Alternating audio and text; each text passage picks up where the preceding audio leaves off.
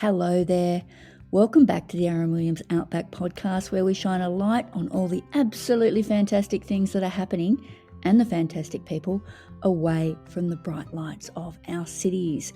We focus on the 3 R's of Australia. That's remote, rural and regional. We're just like the beautiful R.M. Williams Outback magazine, except for your ears. I'm Terry Cowley, one of the journalists on the magazine and also your podcast host. Settle in with us and you'll get to meet some really great people, and I don't mean me. Have a question? Find out more at outbackmag.com.au. Race caller Bluey Forsyth fell in love with racing aged 7, and it's been a lifelong dream run since then. John Bluey Forsyth joins me on the podcast alongside his profile in issue 163 of Outback magazine in a story by Fiona Sewell. Hello, Bluey. Good morning, Terry. I might start by reading the beginning of Fiona's story as a way of leading into yours. She writes, "The racetrack feels grand, like an amphitheatre. Gum trees stand sentry around the barrier as the throng of 3,000 people sporting akubras, fascinators and large cowboy hats await the bugle call. Horses have raced at Laura on Cape York Peninsula for 128 years, and for a quarter of a century, above it all, in a corrugated iron box, has stood John Bluey Forsyth. Age 65, he's in the box again today, getting ready to do the thing he loves most in the world, with his tools of trade close at hand: microphone, form guide and binoculars. Bluey, can you take me back to that race meet so our listeners can get some idea of the sights, smells and sounds you experience? I certainly can, Terry. Laura is probably one of the most picturesque, beautiful tracks that I've ever called at. It is set high on a hill, and down in the valley below is the actual racetrack itself. And there's gum trees and beautiful she oaks and all that placed inside the track. There's wildlife, there's kangaroos, and sometimes in the middle of a race, they might just dart across the track in front of the horses, but well clear of them, and the jockeys are well aware of them. But it is the most picturesque track. It's a beautiful setting. It's a lovely atmosphere. A big crowd, 2,000 to 3,000 people strong, get there and they camp around the track for days. So it has a mini satellite city set up. It's absolutely fantastic. And the women get dressed up, the men get dressed up. The fashions on the field is a highlight of not just the race day, but a highlight of the whole weekend. And it's fun, but it's also great that everyone gets together under the same banner. There's no segregation. It's just all of the people there having a great fun around the trees, watching the races and watching the fashions and enjoying each other's company. Very egalitarian, it sounds like. Well, it certainly is.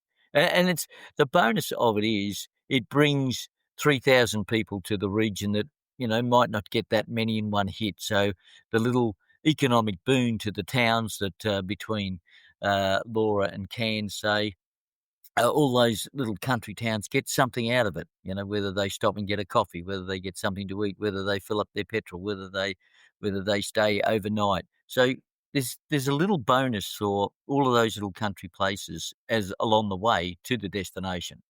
And you've barely mentioned the horses in your description there, which doesn't so much surprise me, because when you first went to a racetrack as a kid, you were absolutely taken by something else. It was a booming voice that caught your attention. Can you tell me about that?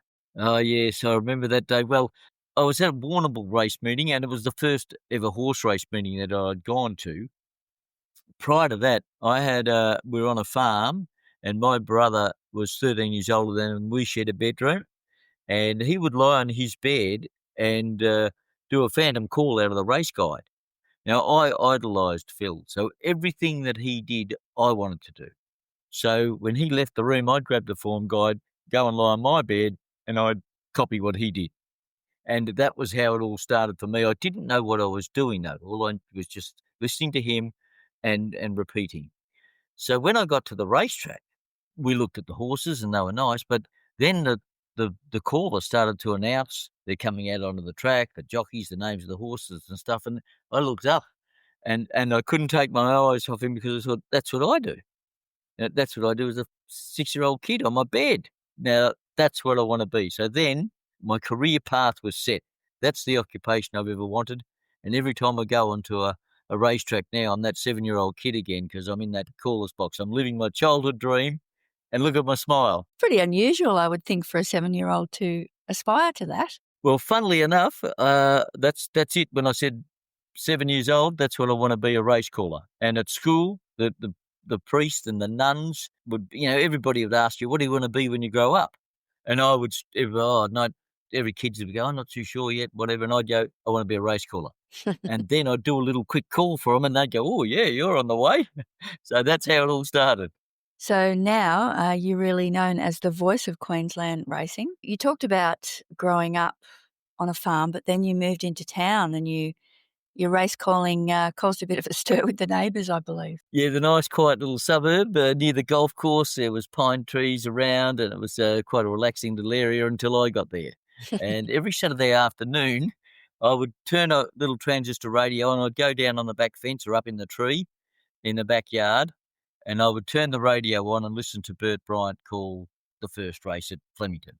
Then I'd turn that off and pretend that the announcer was crossing to me in Hamilton to call the first race there. And then I'd take over and I'd do a little call and then I'd scream and yell, do a race call.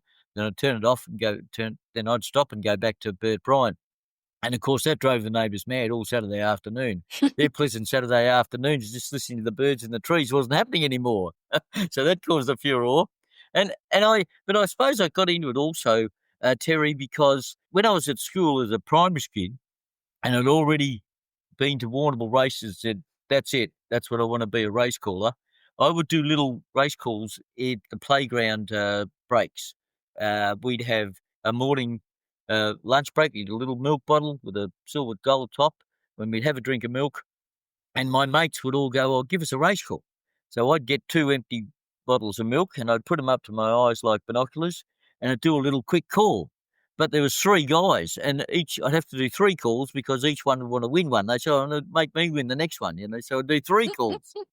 And then the priest would come by, Father Flanagan, and he goes, oh, you want to be a race caller, young Forsey? And I said, oh, yeah, I do. And he goes, well, do you want to call the sprint, the races after the athletic carnivals? After you've done your races, we'll put you on the back of the truck and you can give your microphone and you can call the rest of the carnival, which I did and I loved. So you got a lot of encouragement from the nuns as well. Well, Sister Madeline, yeah, she was the head nun of the school. It's at Mary's Primary School in Hamilton. And she would hear me in the playground and she said, what about each Melbourne Cup day, the school classes would go into their own classrooms and they'd beam the Melbourne Cup through the speakers and everyone would listen to it. We'd have the kids used to have sweeps and that sort of thing. The nuns and the priests would run sweeps for us, etc. And then after that, she would assemble the whole school out in the middle of the courtyard, and I would get up in front of everybody and replay the Melbourne Cup that was just ran. So Sister Madeline was responsible for that, and I thank her for that because she gave me the courage to be able to do in front of a live audience what I do now. Fantastic. Can you give me an idea of the sorts of things you might have said? Like, how would you actually do it? Well, you just replay in your head. You say, okay, they've jumped and away they go and down the straight, the crowd roar. Well, you're making it up a bit because I couldn't remember exactly how they were going. So I just had my little form guide in front and if it was Galilee that led them, out of the straight, I remember that. So Galilee's read them and I knew there were trademarks like the Maribyrnong River as they go into the back straight along the Maribyrnong side of the track and past Chiquita Lodge, which was about 1,200 out. They were 2 standout significant spots on the track that you could then bring in, and that would give me something to say while I'm trying to work out how I'm going to sort of figure this race out. But as long as I wrote down the 3 placings, that was most important. And so then I would just fall out the race, and I could remember pretty vividly what the last 100 metres, because it'd be exciting, and the caller would be only concentrating on the 2 or 3 horses that had a chance anyway. So that was easy. And it was just making sure that every horse got mentioned in the call. And it didn't matter where they were, they didn't know. I bet the kids went wild. Oh, they loved it. Yeah. Especially the kids that won the sweep, they won it again, But, they were great days, those kids' childhood days. when you were about 16, you got caught short in one of your sweeps, I suppose you call it. Tell me about that. Well, look, a bit of I just loved racing. So anything, once I was 7 or 8 years old and got involved, anything to do with horses, anything to do with racing, going into the jockey's room. If I was at a racetrack, I'd go into the jockey's room, just have a look, because one stage I probably thought I could be a jockey. But I had a few falls on the farm of some horses, so it made me a bit windy, and it was much safer to go up in the box, I think, in the end. I did get caught, because also part of racing, horse racing, is gambling. And bookmakers were common back in those days. It's a dying art now, Terry. You don't see many bookmakers on a track anymore. No. However, there were used to be plenty in those days. With those big bags they had? Exactly. Big boards, big bag, big beaming voices, board odds are lay, come over here, give me your money. My grandfather was one. Oh, well, there you go. So you'd be well known with what goes on on a racetrack, especially bookmaker-wise. So I took a start of the book at school at Monterey when we got into secondary college, and another mate and I, there was a few kids from a horsey background in our involved, and little punters and that sort of thing. So we started a book, and we're having 50 cents each way or $1 each way, and I'd just give them what it paid on the tote. That was the idea. Highly illegal, but we were kids, so we didn't know that, so that was my excuse. It's a SP bookmakers, the starting price bookmakers, they used to call it. They were banned many years, decades ago. Yes. Anyway, we're on the bus going to Sovereign Hill in Ballarat, so it's a 2-hour drive from Hamilton, or 2.5-hour bus drive. And next minute, one chap come up and he wanted 50 cents each way, a horse called Iron Prosset. I'll never forget the name of it, because it cost me a fortune, gave me a heart attack. Anyway, so he got a tip from his dad on his farm, lived somewhere else. So Iron Prosset, then I had another 50 cents each way and $1 each way. And so all of a sudden, I thought I better work out what's going on here. I didn't have a form guide. We're on the bus going to Ballarat. I couldn't have any form. I didn't hear any race or anything, so I had to wait till the next day to find out that it won at 50-1. So I had quite a bit of money to pay out. Uh-oh. Exactly. So once I got the heart going again, then you have to get the mind, how am I going to pay this? So I was umpiring football at the time, so I was getting quite a bit of money and had a big bank build up there with the Umpires Association. So I contacted them and said, I need some cash out. And they gave me a bit of cash, and then I mowed a few lawns for a couple of weeks and paid off all the debts. And then that was one part of the industry I never wanted to go in again. So I stick to race calling. Well done on, keeping your word, I suppose. Yeah, and sticking to race calling then. And so then my mind was set on what I wanted to do. But yeah, it's like every day I call in a race caller's box, whether it be at Cairns, whether it be out at Oak Park, at some of the great country racetracks I go to. Cooktown's a beautiful little course. Laura. Every time I get up in the box, I'm living my childhood dream again. I'm 7 years age again. It's great. It's a good feeling to be young again. Yeah, lucky you, lucky you. Tell me about your first big break that came in your mid-20s. Look, I was doing some practicing. I'd go to the races. I'd go into the box and I'd have my binoculars and I'd go into the grandstand. I'd call the race, and then I'd go up and have those little hand tape decks, little cassettes used to put in. Yes. So you rewind it and replay it. Yep. And he'd listen to it and critique my call. And I was doing that for probably a year or so, just learning and listening to him, telling me what tips I could get. And that became beneficial, because one day his car broke down going to Penshurst races. And as I got onto the track, I didn't know, because he used to call live through 3YB Warrnambool, the descriptions of the country races. So I got onto Penshurst track, and people are going, "Oh, Bluey, they're calling for you in the office." So I went into the office, and they said, "Look, John Flaherty's rang, his car's broken down. He wants you to call the first. Can you go up and call the first for him?" Oh, well, I haven't got any book. I haven't got any binoculars. I've got nothing. So they borrowed a pair of binoculars, a race book, and up I went. And it was all set up. I just had to push a button, and I was on to 3YB. Push a button, and then the course announcer came over. So next minute, here's my real dream coming true. Must have been scary. Oh, it's absolutely frightening. I was terrified. Especially, I looked up and half the horses are in the gate, so I had no idea learning colours or anything. The last 3 horses to go in the gate, I got an idea of their colours and their names. And so luckily they were the first three across the line, so it made me sound good and feel good. During the race, though, there was a horse with, blue colours and a yellow cap. I had no idea what it was, so I got the crowd interacted. I said, "Look, that I didn't get these colours when the race started. So it's blue colours with a yellow cap. Anybody know what horse that is?" And somebody yell out, "Yeah, that's Joy's Joy." Okay, so Joy's in front. What's got the green and red? Anybody know what the green, the red cap? Yeah, that's Terry's Pride. Oh, Terry's Pride's running second. Joy running first. Terry's Pride. By the time I got a few of them out, they're coming into the straight, and the three that I knew had gone toward the lead and were going to fight it out, so I could call the race reasonably well at the end. But that's how I got through it. The crowd helped me out, and they gave me a cheer, and that was good. And then John arrived, and he said, "I was listening in the car. Well done." So that was positive. Baptism of fire, as they say. Oh, yeah, my word. So you kept chipping away at your dream while you were working as a wool buyer, classer and valuer around Victoria, Tasmania and South Australia. Yeah, and, in those that group of farmers, a lot of those were horse owners. So it complemented each other. I would say, "Well, I want to be a race caller and, I'm coming out here to value your wool." And, of course, we'd sit down, have a cup of tea over the wool bale and chat racing. Forget about the wool for a while. So it complemented. It was complementary that a lot of those horse owners were the racing people. And back in those days, Terry, as you would well know, the farmers, sometimes the only time they would see each other or interact would be on a social event. And normally that would be a race day. And they'd all get together and they'd chat about, they won't only live the next farm down the road, but they may not see each other. Then they'd get to the races and they'd discuss what needed to be discussed. And that was their social and that was their work, connection as well. So it wasn't until you were about 36 that you achieved your childhood dream of having your own track. Well, that's when I moved up. The wool market went belly up. There was all that wool was stockpiled. I don't know if you remember that era. And I think it was John Kerrin decided to drop the floor price and just let it find the market, find its own place.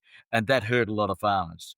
And a lot of young farmers and families had to sell up their farms that their parents had, passed on to them. And it was very sad. And it was a terribly distressing period to be involved in the industry at that stage. So I needed to get out. And I came up, friends up here in Cairns, and luck happened. Dick Chan had just retired from race calling. He had a few tracks around here, and Gordonvale hadn't announced a race caller yet. So I contacted them.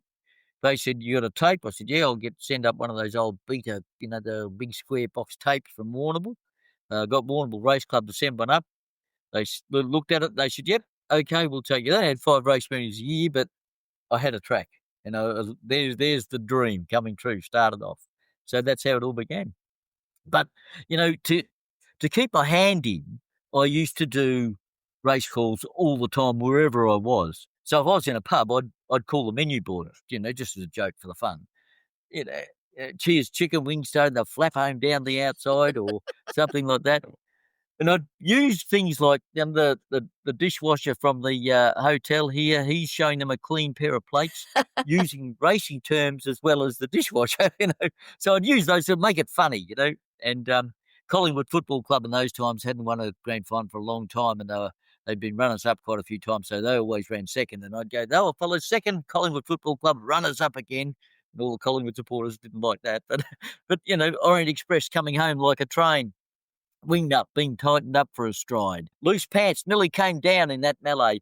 Just terms like that to make it funny and interesting. And that's how I crafted the lingo so that, you never stop talking in a race. Bill Collins actually described it as telling a short story as it unfolds in front of your eyes. Because back in those days, there was no vision. It was all radio. So you had to be telling people what was going on. You're really painting a picture with your words. Exactly. Theatre of the mind, I think they used to call it. Back in those days? Radio. Yeah. And, apart from the entertainment value, you mentioned gambling earlier. People are literally on the edge of their seats finding out whether they might have won, quite a lot of money or lost quite a lot of money. Well, that's a scary thing. John Tapp said once, he was a great race caller from New South Wales and Sydney. He once said the worst thing about being a race caller is you have to be a tipster. And, we concentrate on form and that as well, but it's a hard game being a tipster. In his book, he tells the story of his gone after the races at Rose Hill one day. He's gone to the car park and he's putting his bag and his binoculars and his everything else in the car, in the boot, and a little kid comes up to him and says, "You Mr. Tapp?" And he goes, "Yes." And he said, "My father said you couldn't tip water out of a sand shoe if the instructions are written on the sole." He said, "You never copped it." He kept copping it. So he didn't like being a tipster, and it's pretty tricky. Fair enough. Now, I certainly grew up with a grandfather who, on race days, Saturday mornings, whenever they were on, he'd be out in his particular area that was really just for him to listen, and he had one of those cylinder-shaped radios, and he'd have his glasses on and the form guide out, and he'd be leaning over it, and you did not go near him when that was on. My word, it was a religion, that Saturday afternoon racing, because back in those days, everything closed. And you either went to the racetrack or you listened to the radio.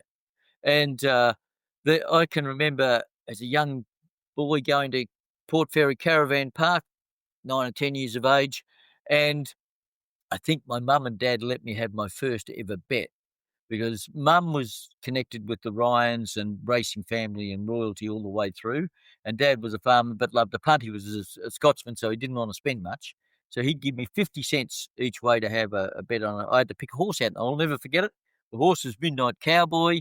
Mum had a connection with the Highlands and the Ryans, so Pat Hyland was riding it. That was my first ever bet. It won. I think it was about 17 to 1 or something. I got about $8, and that was big money for a kid back in those days. Yeah, So absolutely. so I was wrapped. Yeah, fun when you win, not so much fun when you don't win. Oh no, it's heartbreaking. It's disappointing, as I felt when I was a bookie.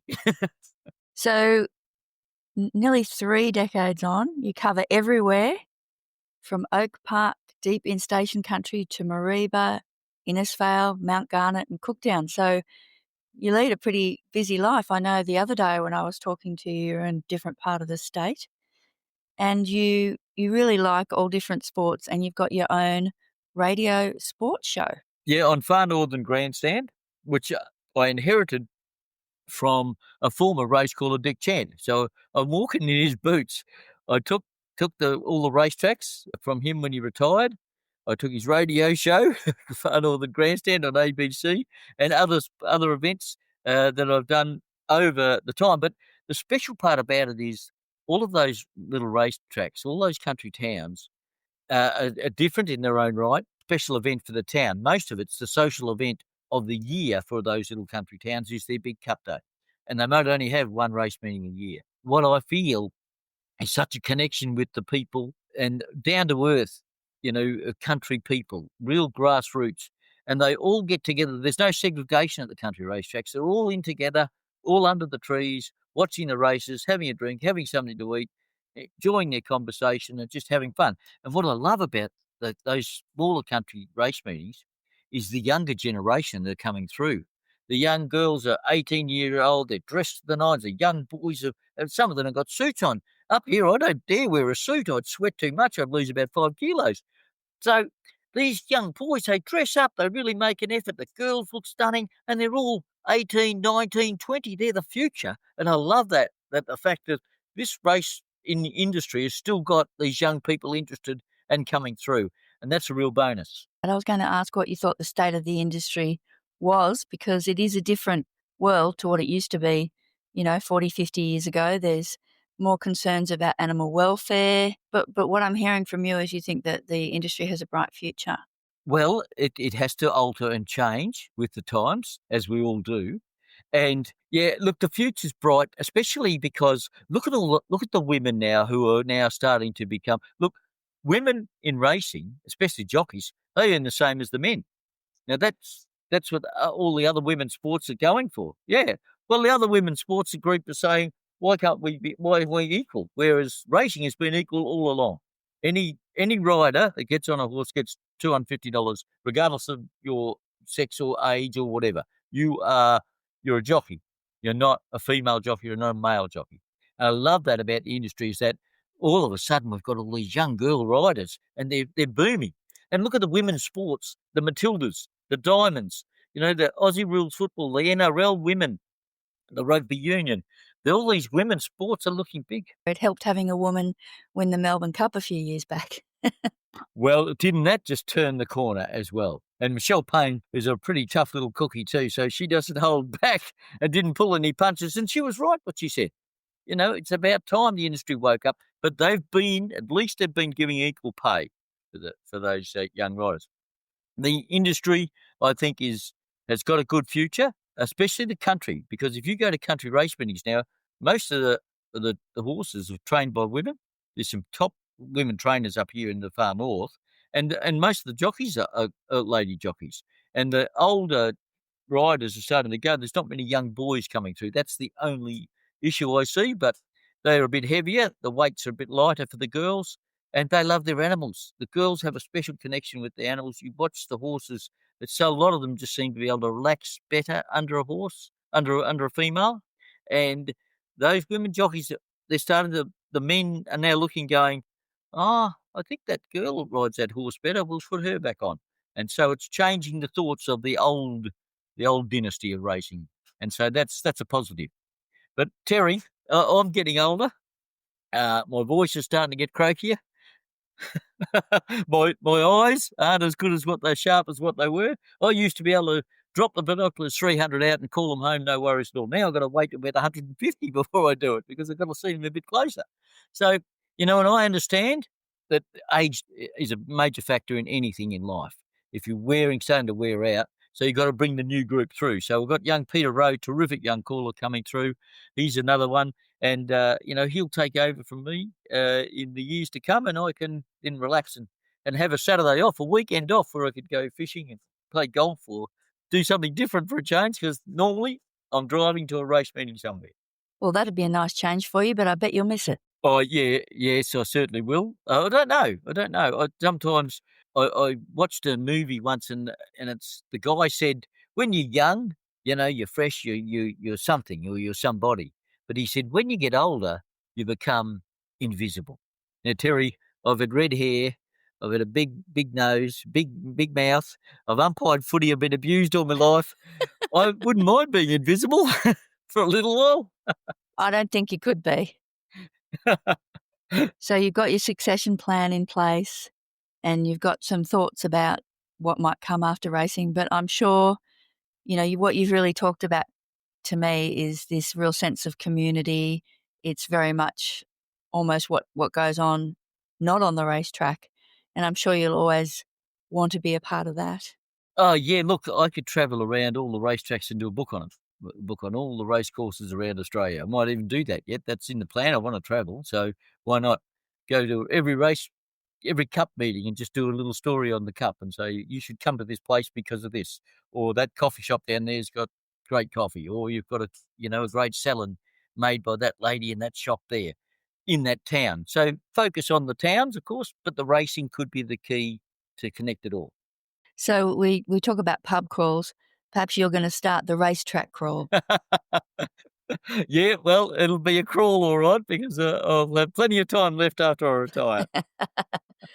Now, I have to ask you for a bit of a call before I let you go, because I was trying to find on the internet. I wanted to hear one of your race calls, but I couldn't find one. So I thought, well, I'll ask him to do one. Sure, you can just make something up off the top of your head, can't you, Bluey? Yeah, I can. As they straighten up around the corner here now, they've got about 600 to go. It's a long straight. And little Terry Crowley slipped through underneath them to go to the lead. On the extreme outside, here comes Cyclone Gunther storming home down the outside. The Orange Express is getting up on the inside, railing home nicely. And here comes the Collingwood Football Club right down the outside. Oh, Wingnut got tightened up there for a stride. Rubber Sponge copped a squeeze. Loose Pants nearly came down in that melee. But Cyclone Gunther storming to victory, and it gets home over the top. Second, the Collingwood Football Club, runners up again, and they were followed then by Orange Express, who came home like a train on the rails, and Cheeky Buttocks was always at the rear.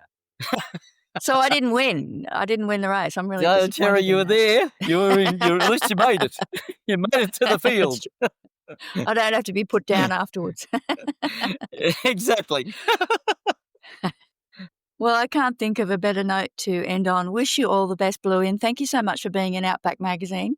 We loved having you in the magazine, and I think over the last little while, you've also featured on Facebook, and I don't know if you've seen it, but the comments about you have all just been so lovely, and you're obviously very appreciated in what you do. So well done, and all the best for the future. Well, thanks to you and Fiona and Terry for giving me the opportunity to tell my story and involve the people that make it great, and that's the grassroots people of racing in the country.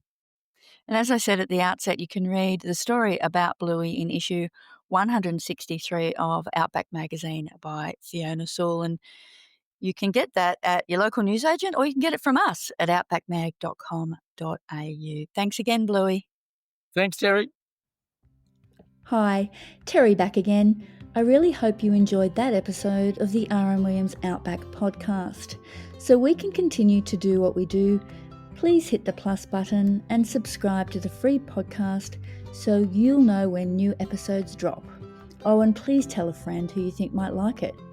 We'd also love to welcome you to the Outback Magazine family, so grab a copy every second month at your local newsagents or contact us directly and we'll have the latest edition sent to you anywhere in Australia with free postage. As I said at the outset, it's all at outbackmag.com.au. Don't be a stranger, get in touch. We'd love to hear from you. Thanks for listening.